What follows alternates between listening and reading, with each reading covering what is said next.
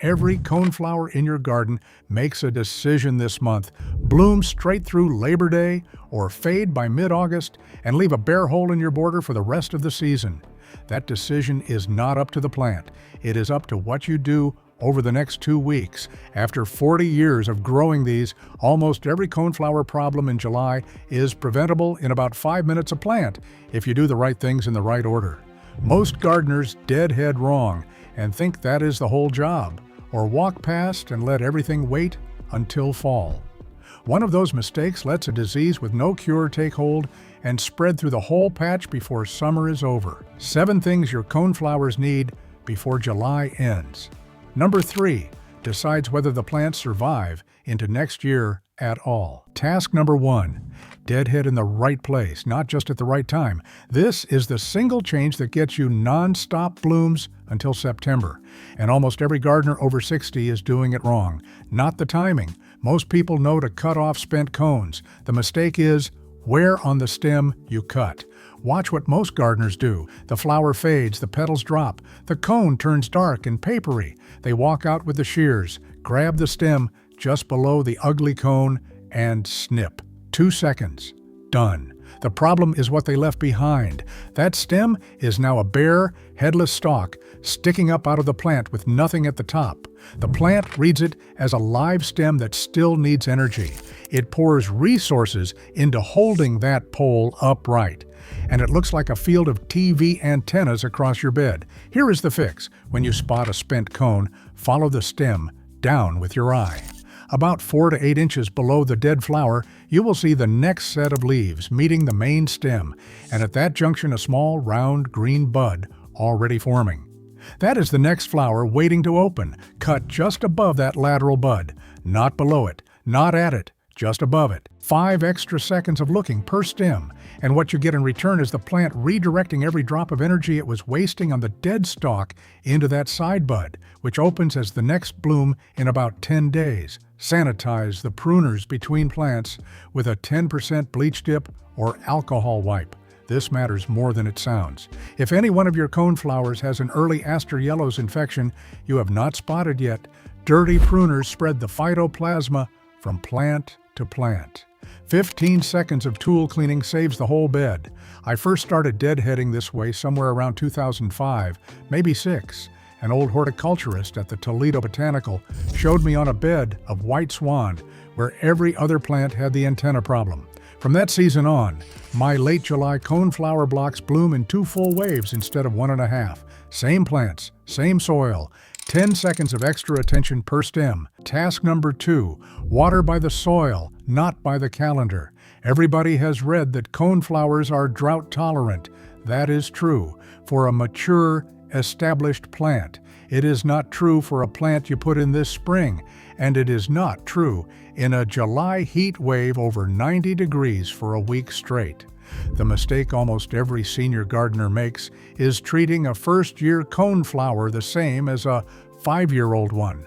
That first-year plant has a root system the size of a coffee cup. 2 hot, dry days, and it is wilting. 2 weeks, and it is dead. Meanwhile, the neighboring mature plant next to it needs no water at all, and if you soak the mature one too, its crown starts to rot. The fix is the same for every coneflower, regardless of age. Walk out, push a long screwdriver, a chopstick, or your index finger 6 to 8 inches straight down into the soil next to the plant. Pull it back out. Is the soil at the bottom of the hole cool and slightly damp? Walk away. Do not water. Even if the top inch of soil is bone dry, the roots down where they live are fine. If the soil at the bottom comes out dust dry and hot, water deep and slow. Right at the base, on the ground, not up on the leaves. Give it 15 minutes of a slow trickle from the hose so the water reaches down where the roots actually are, not just the top 2 inches where it evaporates by noon. First-year plants I check every 2 days in July. Mature clumps every 10 days at most. Never overhead, never on the foliage, never at midday.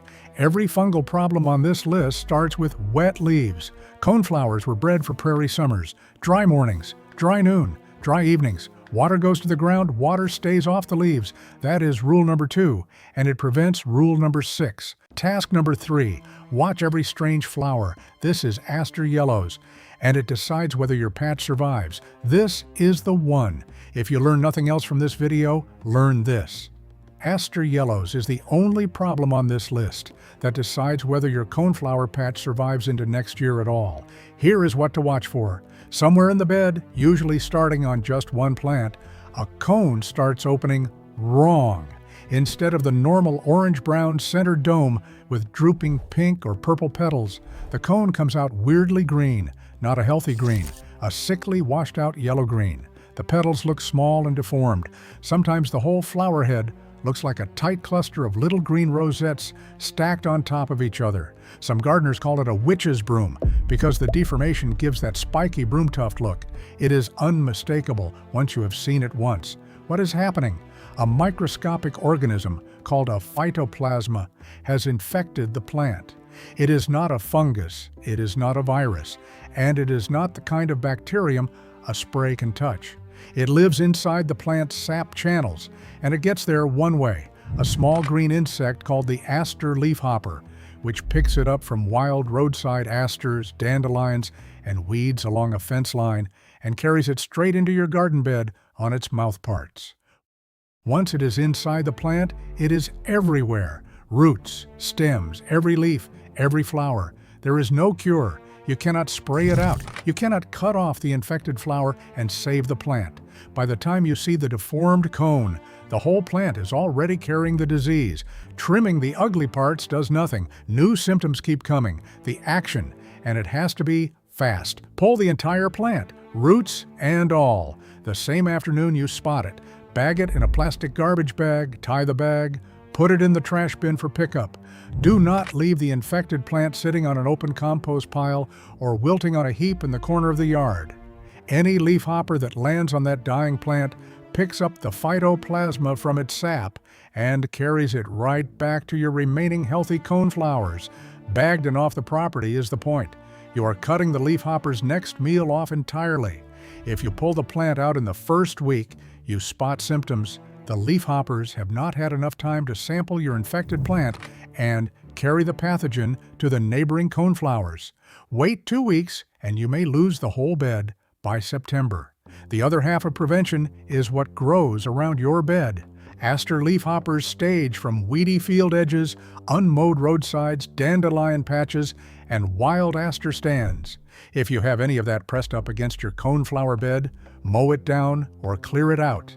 Cutting off the leafhopper's staging ground is as protective as pulling the infected plant.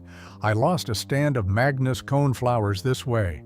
Must have been the summer of 2011, 12 at the latest. Waited 3 weeks because I thought the greening was a viral thing that would burn out. By August, every plant in the bed had it. 12 plants gone. The following spring, I cleaned up the weedy fence line where the leafhoppers had been staging from and replanted the same spot with fresh powwow wildberry plugs. Never had another case. The soil itself was never the problem. The pathogen does not live in the dirt. Learn the hard way. 24 hours from spotting to trash bag. That is the rule. Task number 4. Learn one question that saves the healthy plants, Aster yellows versus rosette mites. Here is why Task 3 is worth every second. There is a second coneflower disorder that looks almost identical to Aster yellows in the flower, but is not systemic and does not kill the plant. If you cannot tell the two apart, you will either pull a healthy plant for no reason or leave an infected one in the ground long enough to lose the bed. The second disorder is called coneflower rosette mite, a tiny mite, so small you cannot see it without a hand lens. It never even got a proper scientific name. Gardeners just call it the coneflower rosette mite because what it does is grow this tufted rosette of deformed tissue right out of the top of the cone. Looks like a small green sea anemone or a spiky hairdo sitting where the flower should be. Here is the one question that separates the two, and it is the only one you need. Is the deformation in the flower only, or is it in the leaves too? If the ugliness is confined to the cone and the flower head and the rest of the plant, the leaves, the stems, look completely normal and green and healthy, you are looking at rosette mites, not aster yellows. Cut off every affected cone with sharp pruners. Drop the cut cones in a bag of soapy water to kill the mites and throw the bag out. The plant itself lives. The rest of the bed is safe. If the deformation is anywhere else, yellow mottled leaves, curled foliage, twisted stems, any weird growth pattern beyond just the flower, that is aster yellows. Whole plant out, roots and all, into the garbage bag today, not tomorrow. Same looking symptom in the flower, opposite treatment. Getting this diagnostic right is what separates a gardener who loses one flower head from a gardener who loses the whole bed. Sanitize the pruners between the affected plant and the next plant regardless. Always cheap insurance. One thing before task 5. Everything I have learned about designing gardens that quietly take care of themselves, where the perennials handle the weeding, watering, and blooming for you, is written down at henrysgardensecrets.com. It is the long version. That is the only mention. Now, to task number 5. Beetle patrol from the first sighting, 5 minutes early beats 2 hours late. Japanese beetles start emerging from lawn turf in late June across most of the country, and they hit peak population in July, right in the middle of their 4-week mating season. And out of every ornamental perennial in the American garden, coneflowers are one of the top 3 plants Japanese beetles go for. That plus roses, plus hardy hibiscus, are where you find them. Here is why you have to catch this early. When one Japanese beetle lands on your coneflower and starts chewing, the damaged leaves release scent compounds that drift on the air.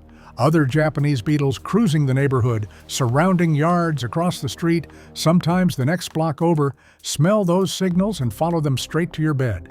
Female beetles then release their own sex attractant, which pulls in every male beetle in flight radius. Within a week, one beetle becomes 50. 2 weeks, 50 becomes 200, and your coneflower leaves are lace skeletons. The fix is unglamorous, and it works. Fill a large deli container or a plastic quart cup halfway with water and a heavy squirt of dish soap. Go out first thing in the morning, before 8 if you can. The beetles are still cool from the overnight temperature drop, and they cannot fly fast. Hold the soapy cup directly under a beetle-covered flower.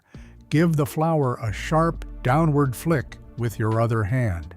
The beetles drop straight into the soap and drown in seconds. Repeat every morning for a week. You will pull maybe 40 beetles the first day, 20 the third, 5 by the end of the week. You have broken the aggregation cycle and the scent signal fades. Skip a week now, and you are back at 50 by Saturday. Never buy a Japanese beetle pheromone trap. I know they are on the shelf at every big box store. All they do is lure every beetle from 3 houses around into your yard. Then the trap catches 10% and the other 90% lands on your coneflowers. The trap is worse than nothing. Task number 6. Manage disease with airflow, not with sprays. Every fungal problem coneflowers get in July, powdery mildew, leaf spot, crown rot, has the same 3 drivers: heat, wet leaves, and still, stagnant air trapped between crowded plants. 3 drivers. You control all 3. Spraying fungicide is the treatment gardeners reach for. It is not the fix. The fix is cultural. You change the growing conditions so the disease pressure drops before the fungus establishes. Walk the bed this week. Look at each coneflower clump. Is there enough space between plants that a light breeze passes through the foliage on a still summer afternoon? If not, thin. Cut away the weakest 1/3 of stems on any overcrowded clump. Usually the interior stems that are shaded out and are just adding leaf mass without producing flowers anyway. Remove any leaves already showing spots. Get them out of the bed and into the garbage. Not the compost. Fungal spores survive composting temperatures. Any dropped leaves or debris around the base of the plant, rake out. Weed the perimeter of the bed. Weeds hold moisture at the base of your coneflowers and cut airflow off at ground level. 2 hours pulling weeds around the crown zone drops your disease pressure more than any spray you could buy. Water only at the base of the plant, never overhead. Water in the morning, so any splash on foliage dries by noon. That is rule number 2, crossed with rule number 6. They work together. My grandmother's front border in Ohio ran a solid 3 feet between coneflower clumps, and I do not remember her ever losing a plant to powdery mildew. I crowded mine for years, must have been through most of the 90s, trying to fit twice as many plants in half the space, and I paid for it with fungicide bills and dead crowns. Once I spaced them the way she did, the disease went away without a single spray. Culture beats chemistry every single time. One favor before task 7. If you can, tap the like button. Not to boost me, to boost this video into the feed of a gardener whose bed is quietly getting infected right now and who does not know what they are looking at yet. Task number 7. 3 July habits to cut from your routine right now. Task 7 is not something to do more of. It is something to stop doing. 3 habits most gardeners have with coneflowers in July that quietly cause problems they blame on something else. Habit 1 to stop. Dividing in July. Yes, your coneflower clumps need to be divided every 3 to 4 years. The interior crown gets woody, the bloom drops off, and division rejuvenates the plant. But not now. Extension trials show that coneflower divisions transplanted when soil temperatures are above 80 degrees suffer more than 60% mortality. Root shock plus heat shock at the same time is too much. Mark any crowded clump with a stake or a plant tag right now. Divided in September, 6 weeks before your first frost, when soil temperatures have dropped below 80 and the plant is pulling sugars back into the roots for winter. Habit 2 to stop. Cutting the whole plant to the ground in July because a few leaves look tired. Every green leaf on a coneflower is a solar panel making food for this season's remaining blooms and next season's regrowth from the crown. Remove only dead or clearly damaged leaves and spent flower stems. Leave every healthy green leaf on the plant, even if the plant looks a little untidy. Untidy in late July is a plant working, not a plant failing. Habit 3 to stop. Feeding a coneflower that looks pale or weak. A pale coneflower is not hungry. It is either drought-stressed, root-crowded, beetle-damaged, or in the first quiet week of an Aster yellow's infection you cannot see yet. Nitrogen on top of any of those problems creates soft, floppy new growth that beetles find faster, and disease enters easier while the actual problem keeps running underneath. Diagnose first, feed second, and honestly, established coneflowers in decent soil need almost no supplemental feeding. A 1/4 inch of compost around the base in early spring is enough. 3 habits, 0 time to stop doing them, 7 tasks, 5 minutes a plant. The difference between coneflowers that collapse by mid-August and coneflowers that hold color through September. If you only do 1 this week, do task 3. Walk the bed, look at every cone. Anything odd, ask the leaf question. It takes 90 seconds a plant and it saves a whole bed. Drop your zone and which task you are running tomorrow morning in the comments. I read every one.